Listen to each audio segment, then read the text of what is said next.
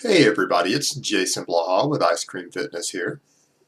Alright, I've made it clear in some of my other videos that I obviously do not believe in training for failure, that I do not know any championship winning powerlifters who train for failure. I do not know any strength and conditioning coaches who advocate it. I do not know any professional athletes who do it.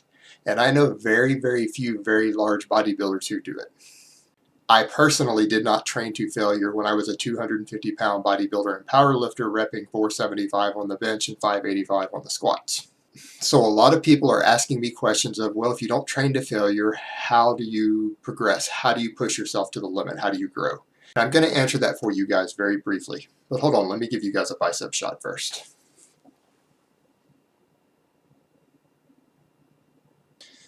All right, very simple, guys. Progressive overload is what stimulates muscle growth. It's what stimulates changes in strength. And I'm just going to lay out for you guys some very basic examples of progressive overload. And I'm going to use low rep examples because I personally use low reps to build most of my muscle mass and always have. It's a personal preference. I'm not going to get into a debate on that today. All right, in my Novice 5x5 program, which several dozen people are saying they're making the best gains of their life on, I do not have you train to failure. I have people progress and add weight until they hit failure, and then when they hit failure, they do a weight reset because they've reached their limits. And the way I do that, I have people calculate their maxes, and for example, on their bench press, I have them do 5 sets of 5 reps with the same weight. I have them start with 70% of their 1 rep max. Every time they bench press, which is every 4th or 5th day on the program, because I have them add 5 pounds.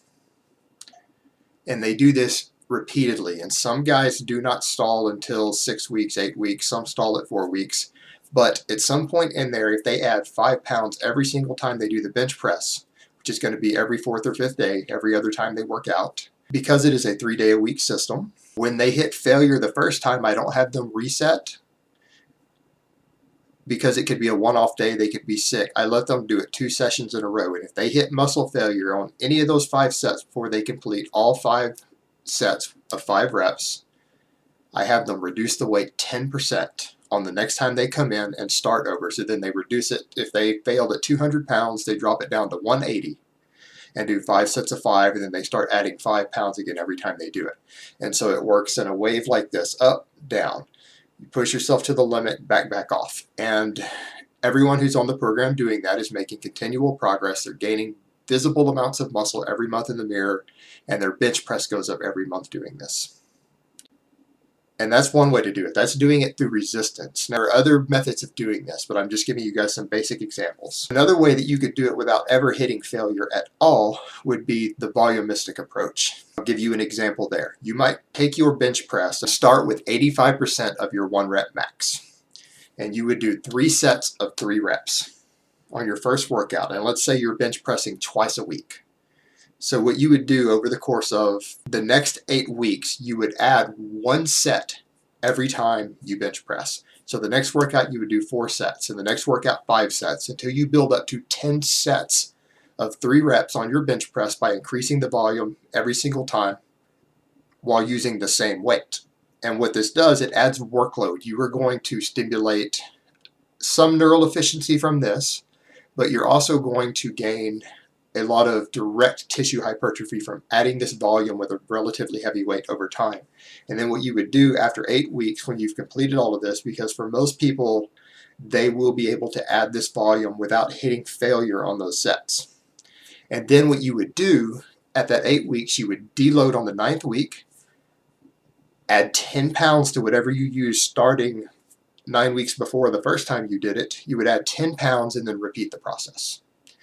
And you could probably, unless you're very, very advanced, you could probably do this for quite a few numbers of cycles and continue to add 10 pounds every time you do this. So you're only adding 10 pounds every 9 weeks.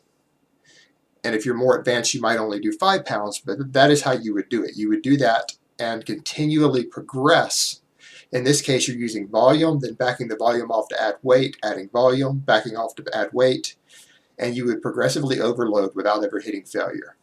And those are examples of how you would do this, guys. And that's really all I have to say on that today. I hope this has been informative, and I will talk to you next time.